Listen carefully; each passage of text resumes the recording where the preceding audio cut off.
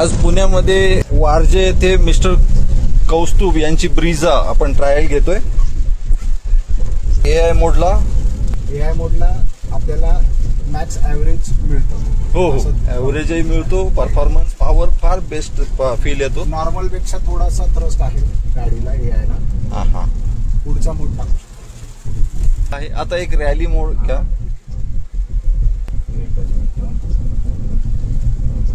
Rally मोडवर गाडी टाकल्यावर मला हे जाणवलं की जो एक्सिलेटर पेडल दाबल्यानंतरचा जो ड्रॅग आहे किंवा थोडासा जो डिले तो कमी झाल्यासारखं जाणवतं।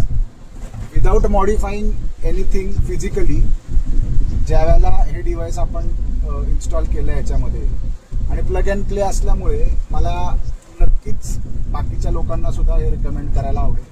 हो थँक्यू। कुठल्याही प्रकारे आपण मॉडिफाय न करता जर का एवढं इझिली हे डिव्हाइस आपल्याला हवं ती पॉवर मिळते आणि एवढ्या पावसात सुद्धा आपण गाडी व्यवस्थितपणे चालवू शकतोय।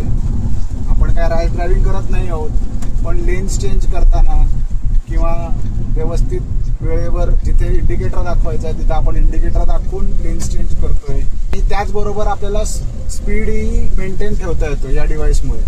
Yes thank you.